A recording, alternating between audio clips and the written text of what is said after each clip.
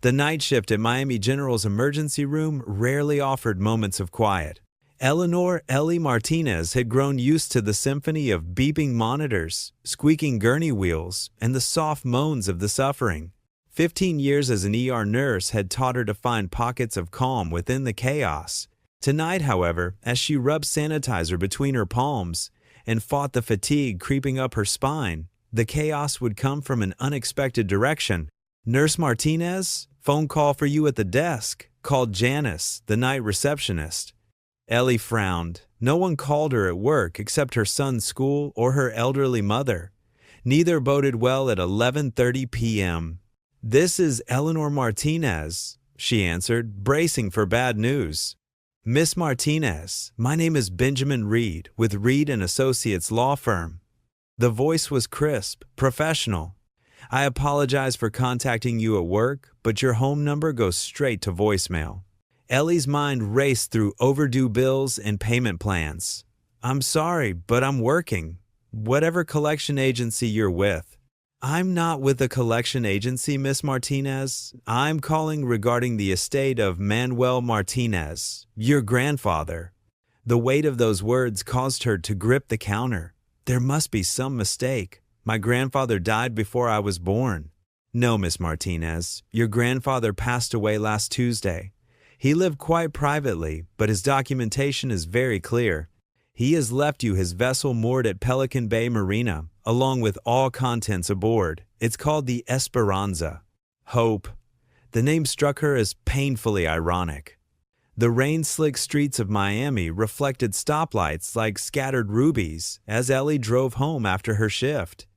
Her small apartment welcomed her with the familiar scent of the lavender plug-ins she used to mask the building's old pipe smell. She checked on Jason, her 12-year-old son, sleeping soundly despite the ADHD that made his waking hours a whirlwind of motion. The medication cost more than their rent. She studied his face, so peaceful in sleep, and felt the familiar ache of wanting to give him more than their circumstances allowed. A man she'd never met had left her a boat. Would it be worth anything? Could it help pay for the therapies Jason needed but insurance wouldn't cover? Morning brought a tense conversation with her mother over coffee. "He abandoned us, Ellie." Her mother's hands trembled slightly. Whether from age or emotion, Ellie couldn't tell. "Your father was just a boy when Manuel disappeared. One day he was teaching your father to fish. The next, gone. That boat meant more to him than his family." "But why would he leave it to me? We never even met." Her mother's gaze drifted to the window. Guilt, probably. A rusty old boat won't make up for 50 years of absence. Jason bounded into the kitchen, energy crackling around him like electricity. "We're going to see a boat? Like a real pirate ship?" Despite herself, Ellie smiled. "Not exactly a pirate ship, honey. Just an old boat that belonged to your great-grandfather." "Cool. Can we go today, please?" His eyes, so like her own, sparkled with excitement that made refusal impossible. Pelican Bay Marina stretched before them like a forest of masts and antennas. The salty air carried memories Ellie couldn't possibly possess, of a grandfather she'd never known, of a family history fractured before her birth. The marina office was a weather-beaten structure that had withstood countless hurricanes. Inside, Gloria Ramirez looked up from her computer, her silver hair captured in a neat bun, her eyes revealing wisdom earned through decades of watching the sea and its people. "You must be Manuel's granddaughter," Gloria said, standing to shake Ellie's hand. "I'd know those eyes anywhere. He had that same look, like you're seeing beyond what's in front of you." "You knew him well?" Ellie asked. Gloria's smile held both warmth and sadness. 15 years, I watched him live on that boat. Kept to himself mostly. Never spent a dime he didn't have to, even though." She paused. "Well, he wasn't a bad man, just someone carrying too many secrets." As they walked the weathered dock, Jason ran ahead, his excitement a stark contrast to the decaying vessels they passed. Gloria pointed to the last slip, where a once elegant yacht sat low in the water, its white hull mottled with rust and algae. "There she is, the Esperanza." The vessel looked both majestic and defeated, a 1,967 Bermuda clipper whose graceful lines were still visible beneath years of neglect. Ellie's heart sank. This wasn't a windfall, it was a liability. "Mom, look," Jason called from the gangplank. "It's like a real adventure." His unbridled joy cut through her disappointment. To him, this wasn't a burden, but a treasure, a doorway to imagination. She followed him aboard, testing each step on the creaking wood. The cabin door resisted, then surrendered with a groan. Inside, time stood still. Charts and notebooks covered every surface. A ham radio sat in pieces on a table. Old coffee cups sat beside a weather-worn Bible. The air smelled of salt, mildew, and something metallic she couldn't place. While Jason explored, Ellie found herself drawn to a small shelf where a single photograph sat in a tarnished frame. A young couple held a baby, all three smiling in the sunlight. With a jolt, she recognized her father as an infant. Her grandparents looked so young, so happy. What had happened to that joy? "Mom, come see this," Jason called from the master stateroom. She found him examining the wall. "Something's weird. The outside of the boat is bigger than this room." Ellie ran her hand along the paneling, noticing that one section didn't quite match. When she pressed, it gave slightly. "Jason, go check out the front of the boat for a minute." Once alone, she found a screwdriver in a nearby drawer and pried at the edges of the panel until it came loose. Behind it lay a hidden compartment, and inside, packages wrapped in canvas and plastic. With trembling hands, she pulled one out. It was heavy, rectangular. She unwrapped it layer by layer until she revealed what lay within: a gold bar, gleaming even in the dim cabin light. Stamped across its surface, Banco Nacional de Panama, 1968. She sat heavily on the musty berth, the bar cold and weighty in her hands. This wasn't just gold, the date, the national bank stamp. This was stolen gold. Her grandfather hadn't been living simply by choice. He'd been hiding, guarding a secret worth killing for. Have you ever discovered that your family history wasn't what you thought? What would you do if you suddenly found yourself holding a treasure that could change everything, but might also put you in danger? Take a moment to think about it, and when you're ready to see what Ellie decides, press continue. If you're enjoying this story, don't forget to subscribe to our channel for more compelling tales that will touch your heart. The gold bar felt impossibly heavy in Ellie's hands. Not just its physical weight, but the burden of history it carried. She carefully rewrapped it and returned it to its hiding place, securing the panel before calling Jason back. Her mind raced with questions, but one thought dominated. She needed to understand what she had discovered before making any decisions. That night, after tucking Jason into bed with promises of another boat visit soon, Ellie sat at her small kitchen table with her laptop, researching Panama gold theft 1968. The results painted a disturbing picture. During a military coup, $20 million in national gold reserves had vanished. 3 officials were executed for the theft, including a naval captain named Antonio Vega. When she found a grainy newspaper photo of Captain Vega, her coffee cup nearly slipped from her fingers. The strong jawline, the intense eyes, she saw them every morning in her mirror, had passed them down to her son. This man was family. A knock at her door the next morning revealed a man in an expensive suit, his smile practiced and cold. "Eleanor Martinez, I'm Richard Bennett. I represent a client who's very interested in purchasing your recently acquired vessel." His knowledge of her inheritance raised immediate suspicion. "How did you know about that?" Word travels in certain circles. His smile never reached his eyes. "My client is prepared to offer $80,000 cash. Today." The sum momentarily stole her breath. It would cover Jason's medical bills, the specialized tutoring he needed, maybe even a down payment on a small house. But the timing was too convenient, the offer too generous for a decaying yacht. "I need time to think," she said.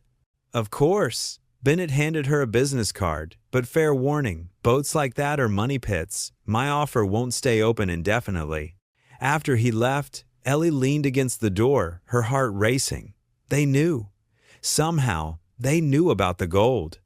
At the local library, Ellie dug deeper into the Panama coup. Most accounts portrayed Captain Vega as a corrupt official who betrayed his country.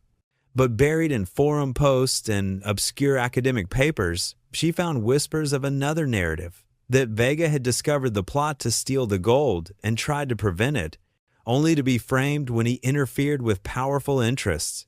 Her phone chimed with a text from an unknown number. "Your grandfather kept faith. Don't let them win now." Then another. "Café Azul, 2 p.m., a friend of Manuel's." Every instinct told her to ignore the message, yet something deeper. Perhaps the same instinct that had guided her grandfather for decades urged her to go. Café Azul was a small Cuban restaurant in Little Havana, busy enough to provide anonymity, but quiet enough for conversation. Ellie spotted her contact immediately, an elderly woman sitting alone, back to the wall, watching the door with alert eyes. "Isabel Cortez," the woman said, extending a weathered hand. "I knew your grandfather since our days in Cuba. We were both migrants, carrying secrets from the past." Isabel's eyes, bright with intelligence despite her 70 years, assessed Ellie carefully. "You found it, didn't you? The gold." Ellie's silence was confirmation enough. "Antonio Vega was your great-uncle, your grandmother's brother," Isabel continued, her voice lowered. "He was no thief. He was a patriot who discovered that Panama's gold was being stolen to fund CIA black operations throughout Latin America. Operations designed to crush democratic movements and install military leaders friendly to American business interests." She sipped her coffee. "Before they executed him, Antonio told Manuel where to find the gold. Your grandfather took it with a promise that someday, when Panama had a government truly for the people, he would return what was stolen." "Why tell me this now?" Ellie asked. "Because Manuel knew he was dying. He chose you to complete his mission because he investigated you. Single mother, working extra shifts, advocating for your special needs son while drowning in medical debt, yet never taking shortcuts, never compromising your integrity." Isabel's eyes softened. "You remind him of Antonio, stubborn in your principles, even when it costs you everything." That night, Ellie sat beside Jason's bed, watching him sleep. The inheritance left by her grandfather presented an impossible choice. The gold could secure Jason's future, the best schools, treatments, opportunities, or she could complete Manuel's mission, seeking justice for a past wrong at the cost of her son's immediate welfare. Her phone rang. "Richard Bennett, have you considered our offer, Miss Martinez? My client has authorized me to increase it to $150,000. The sum made her dizzy. Why so much for a decaying boat?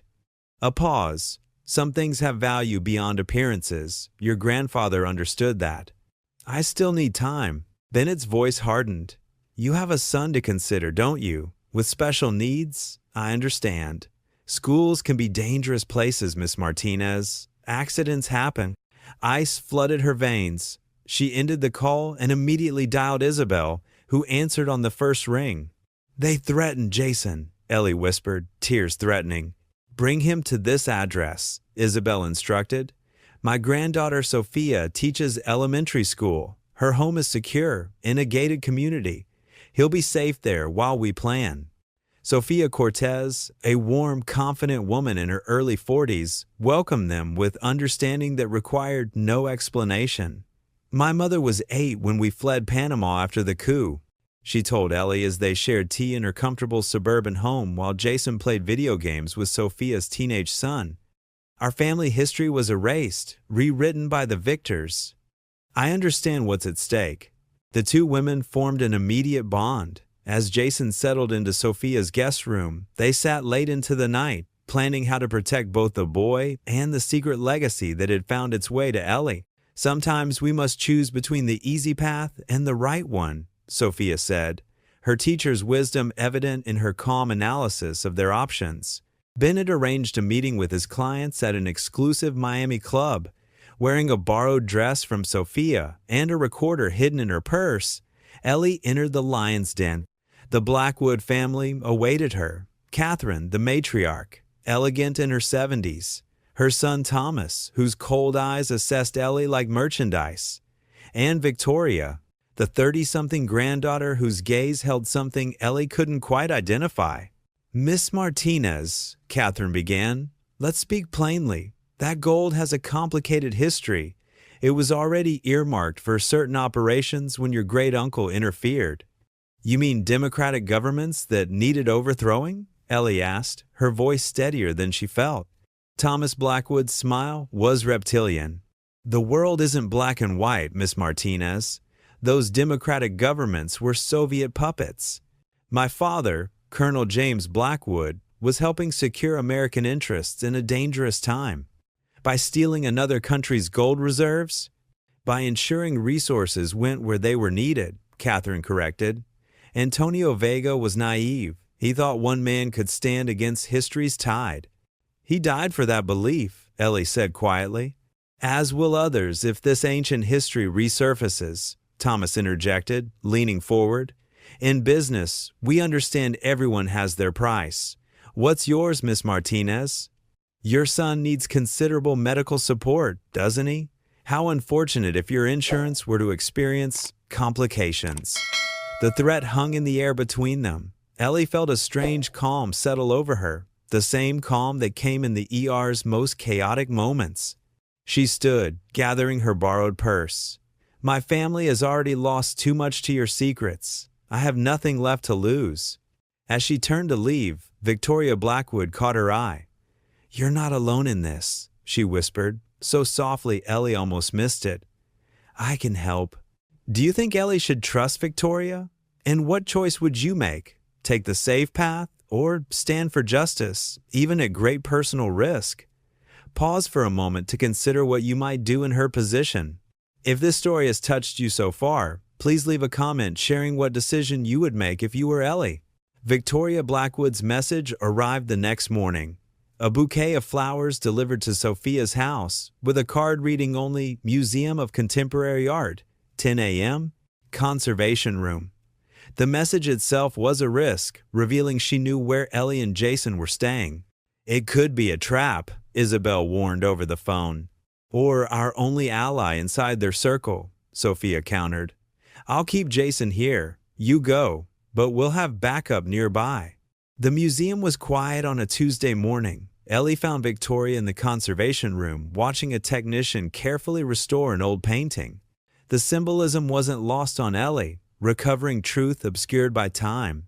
"My grandfather isn't the hero I was raised to believe he was," Victoria said without preamble. "I've spent years researching our family history, reading his private papers after his death. What they told you about Antonio Vega was a lie. He tried to prevent the theft, not commit it. Why help me? They're your family." Victoria's perfectly manicured hands gripped her purse. "Because lies rot families from within. My father, Thomas, is what happens when you're raised on mythologies of righteous evil.